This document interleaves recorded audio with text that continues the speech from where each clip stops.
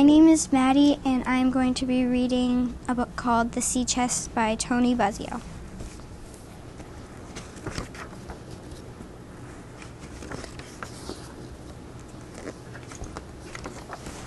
City lights flicker in the dusk like winking fireflies. I hold my Auntie Meta's papery hand. Together we stare at the shiny photo in her lap, touched so often with hope the edges curl. My heartbeat rushes in an impatient waltz as we watch for the stranger to arrive. While we wait, Auntie Meta remembers her childhood on a rocky Maine island 80 years ago and more, only child of the lighthouse keeper and his bride.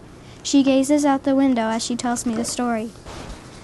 I was a solitary child alone on Halley's Headlight for all my first 10 years, with just my mama to teach me reading and just my papa to spin stories of the boundless world beyond the rocks of Sanctuary Island. I longed for a time that I might not be the only child the craggy island knew. Spring mornings found me scrambling beneath the porch, robbing the brooding hens of their tawny eggs. I circled double-yolk days in yellow on the feed calendar above the Davenport. Supply boat days were double blue stars with their promise of news, fellowship, and sugar to sweeten summer tea. When pumpkins burned orange in the only garden plot the rocky island held, the first days of homeschool were boxed in red. But when frost grew thick in winter, I huddled all day by the fire. Cloaked in Mama's hand-stitched quilts, I left the calendar for warmer days and braided solitary stories. One icy night, howling winds blew towering waves against the shore. My papa worried for all the ships upon the sea, ships in danger of faltering on the rocks and sinking into the stormy deep. And when he spotted such a vessel out beyond his reach, Papa could do no more for the schooner, ship, nor crew than burn the light behind the Fresnel lens. In the frozen dark, the wind shrieked as wave upon colossal wave hurled against our rocky shore, tossing up a churning foam that battered the parlor windows and trapped the reflection of firelight upon the fragile panes. They rattled and banged until I cried and prayed they not crack in two, freeing the waves to wash us out to sea.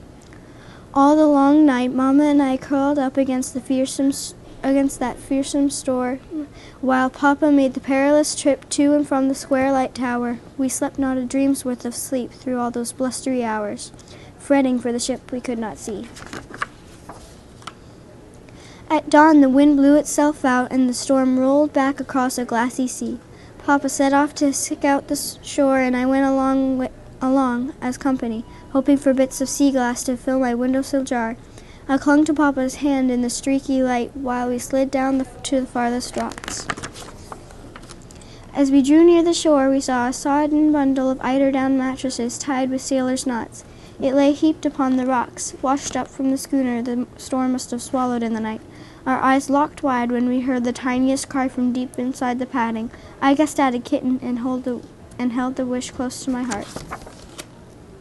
Squatting beside Papa, I plucked and pulled with him at the ragged ends of the icy rope, our fingers purple without our gloves, our breath painting clouds of white in the morning air. When at last the rope came free, the mattresses unfolded to reveal a leather sea chest. Again I heard them yell, and my heart soared with hope, like the gulls reeling overhead, breaking the morning silence with their hunger. Papa lifted the latch and lid, and I curled my fingers tight. The frozen hinges squeaked their resistance, then slowly opened wide. We stared down, not at a squalling kitten, but into the face of a small stranger, more purple than my fingers from her crying in the cold. My heart pushed hard against my ribs as Papa lifted the baby, wrapped only in a quilt, into his arms. My breath caught hard when he tucked her inside my coat. My arms enfolded her as I hummed a cradle song. She waved a note tied to her fragile wrist. We commit this child into the hands of God. May he save her. Captain and Mrs. Donald Warren. Papa read the note aloud and shook his head. To think, he said, these desperate parents loved their baby so much they were willing to cast her upon the sea. Tears rolled down my frozen cheeks as I nestled her close. There upon the rocks I named her Seaborn, then carried her home to be my sister. That sun-bright morning, Mama covered Seaborn's head with kisses as we held her close by the fire, warming her from without and within. Through that frosty winter on into feathery spring, alight with purple vetch and yellow buttercup, my sister slept inside the sea chest and until at last she grew too big. Then Papa built a trundle all her own to tuck underneath my own tall bed. I taught her how to gently probe for ants in the dimness under the porch. We took turns circling double yolk days and made a game of watching for the supply boat from the gallery deck.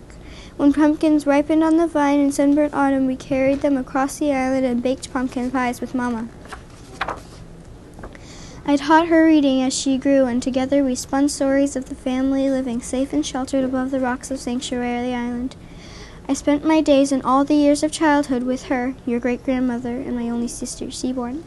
And when I left our island to become a bride, she soon followed me to this green mainland, married and lived close by until we buried her last spring, leaving me an only child again.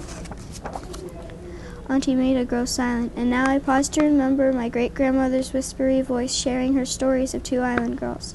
But my dancing heart can't be still for long. Tripping wildly, it beats out a waiting rhythm behind me. Great-grandmother Seaborn's oldest possession, a cracked and worn sea chest lined with an eiderdown quilt, waits open on the table for the tiny stranger my Mama and Papa have gone to fetch from so far across the wide Atlantic, to be my sister.